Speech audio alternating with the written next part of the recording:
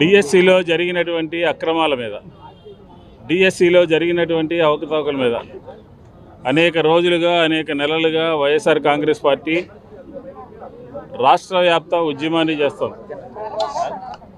ఆ ఉద్యమం 1వ తారీఖున కలెక్టర్లందరికీ కూడా మెమోరాండాలు ఇచ్చాం, ఆధారాలతో సహా ఇచ్చాం.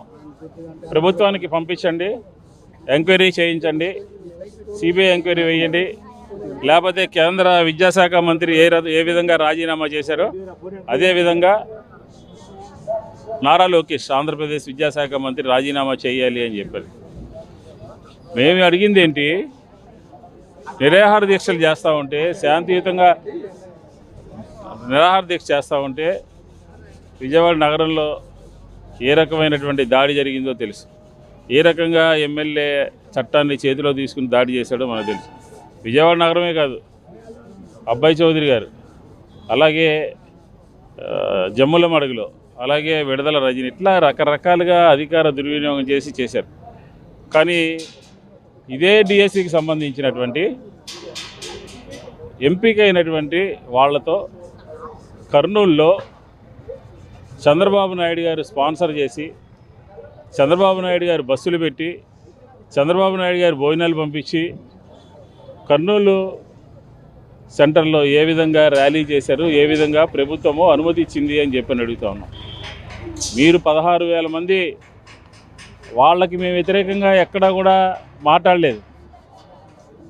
ఎక్కడైతే జరిగాయో, ఎక్కడైతే అవకతవకలు జరిగాయో, ఎక్కడైతే స్పోర్ట్స్ కోటాలో జీవోలు ఇష్యూ చేశారో, ఎక్కడైతే సర్టిఫికెట్లు లేకుండా జాతీయ అంతర్జాతీయ స్పోర్ట్స్లో వీడియో రికార్డింగ్ లేకుండా ఎట్లా ఉద్యోగాలు ఇచ్చారు, ఎట్లాగా మీ దగ్గర ఉన్నటువంటి పని చేస్తున్నటువంటి నవీన్కి ఎట్లా మొదటి స్థానం వచ్చింది, ఎట్లాగా 2% నుంచి 3%కి పెంచారు, ఎలాగా సర్టిఫికెట్లు వెరిఫికేషన్ లేకుండా చేశారు అని అనేక అంశాలని మేము ఈరోజు ప్రభుత్వాన్ని ప్రశ్నిస్తూ ఉన్నాం.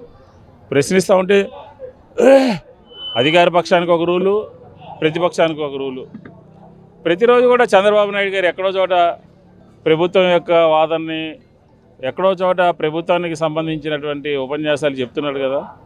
అంటే ప్రభుత్వం చెప్పచ్చా, మీరు ఎంపికైనటువంటి డిఎస్సీలతో ర్యాలీలు చేయొచ్చా?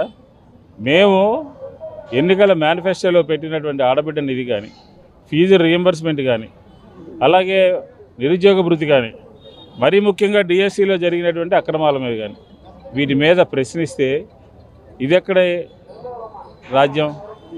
మీరు ఎవరైతే ప్రశ్నిస్తున్నారో, ఎవరైతే ప్రభుత్వాన్ని నిలదీస్తున్నారో వాళ్ళని గొంతు నొక్కేస్తున్నారు. ఈరోజు మేము శాంతియుత వాతావరణంలో రోడ్డు మీదకి వచ్చి నిరాహార దీక్షలు చేస్తే అనుమతించరు. ఈరోజు ర్యాలీ ఒక శాంతియుత మార్గంలో గాంధీ గారిని ఆదర్శంగా తీసుకుని మేము పనిచేస్తూ ఉంటే చూశారు కదా ఎంతమంది పోలీసులను పెట్టి ఆపుతున్నారు, రోడ్డు ఎక్కకుండా చూస్తూ ఉన్నారు. ఈరోజు పోలీసులు మమ్మల్ని ఆపచ్చు, ఈరోజు పోలీసులు మమ్మల్ని ర్యాలీ చేయకుండా ఆపచ్చు. కానీ డిఎస్సిలో జరిగినటువంటి అక్రమాలని ప్రజల యొక్క హృదయాల్లోంచి ఎవరూ కూడా తీసేయలేరు. అందుకే మేము అడుగుతూ ఉన్నాం, నైతిక బాధ్యత వహించి పైన ఉన్నటువంటి విద్యాశాఖ మంత్రి ఏ విధంగా రాజీనామా చేశాడో అదేవిధంగా ఇక్కడ కూడా రాజీనామా చేయాలి అని చెప్పని కోరుతా ఉన్నాం. కాబట్టి దాన్ని సహించలేక, దాన్ని తీసుకోలేక మా మీద ఈ రకమైనటువంటి కార్యక్రమాలు చేస్తున్నారు. కాబట్టి మా ప్రధానమైనటువంటి డిమాండ్లు డిఎస్సిలో అక్రమాలు, విద్యాశాఖ మంత్రి రాజీనామా, ఫీజు రీయింబర్స్మెంట్, ఆడబిడ్డ నిధి, అలాగే యువతకి 3,000 నిరుద్యోగ భృతి. మీరు ఎన్నికల మేనిఫెస్టోలో పెట్టి చేతులు ఎత్తేశారు, ఎన్నికల మేనిఫెస్టోలో పెట్టి మా వల్ల కాదు అని చెప్పేశారు. ఇంతకన్నా ప్రభుత్వం యొక్క వైఫల్యం ఇంకొకటి ఉంటుందా అని చెప్పని అడుగుతా ఉన్నాను. ప్రభుత్వం ఏం చెప్పి అధికారంలోకి వచ్చింది? తమ్ముళ్ళు మేము మాట్లాడటం కదా, ఆయన ప్రసంగాల్లోనే వినండి, ఆయన చేసినటువంటి ఉపన్యాసాల్లోనే వినండి.